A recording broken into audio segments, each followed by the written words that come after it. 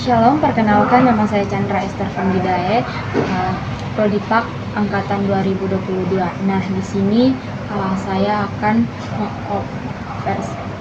mengobservasi perikop dalam kitab Galatia pasal 5 ayat yang ke-1 sampai 15 dengan perikop kemerdekaan Kristus. Nah, di ayat satunya itu yang menjadi pertanyaannya itu siapa yang memerdekakan kita. Nah, di perikop ini menyebutkan pertanyaan tersebut dengan jawaban yang memerdekakan kita itu ialah Kristus. Nah, ada lagi apa yang harus kita lakukan agar benar-benar merdeka. Nah, jawabannya itu berdiri teguh dan tidak mau lagi dikenakan kembali hukum perhambaan. Nah, di ayat yang keduanya, siapa yang menyampaikan pesan?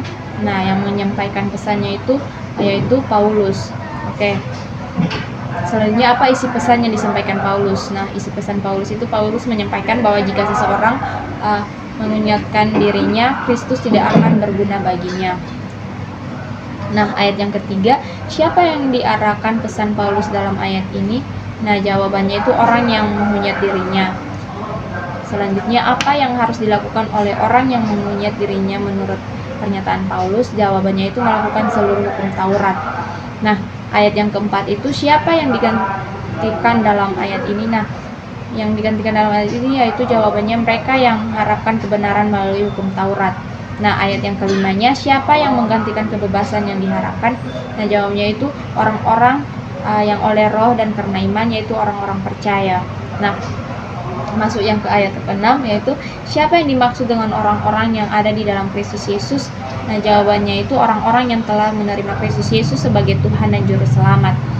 Selanjutnya, apa yang diungkapkan mengenai bersunat atau tidak bersunat? Nah, jawabannya itu sebab bagi orang yang ada di dalam Kristus Yesus, hal bersunat atau tidak bersunat tidak mempunyai satu arti, hanya satu iman yang bekerja oleh kasih.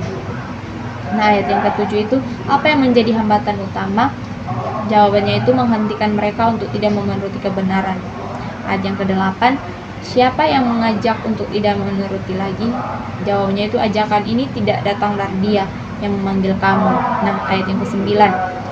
Ayat yang ke-9 ini siapa yang bertanggung jawab atas proses penghakiman adonan? Yaitu jawabannya ragi.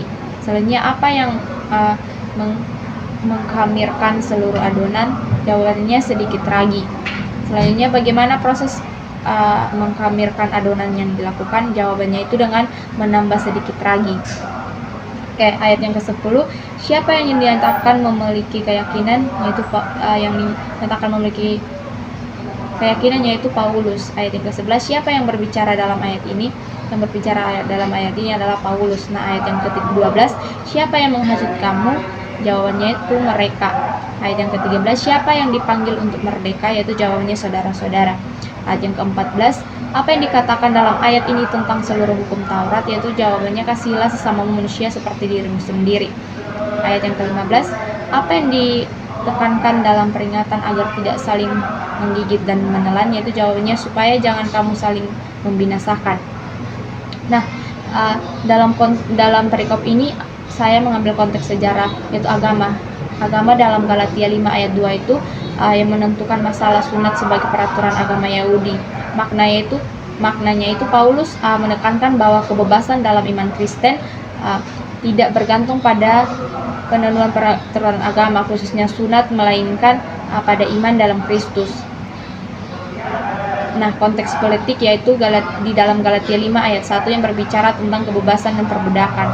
Nah, maknanya konteks politik pada masa itu mungkin mencakup ketegangan antara otoritas Romawi dan kebebasan yang dijanjikan oleh ajaran Kristus, menekankan otonomi rohani atas otoritas politik.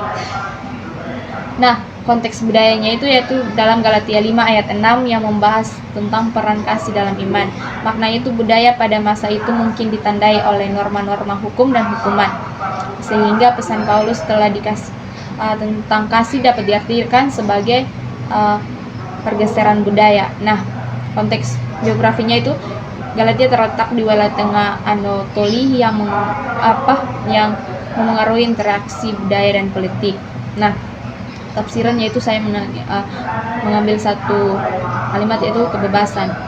Nah, dalam bahasa aslinya, bahasa Yunaninya kebebasan atau eleutheria. Makna aslinya keadaan bebas atau pembebasan dari belenggu.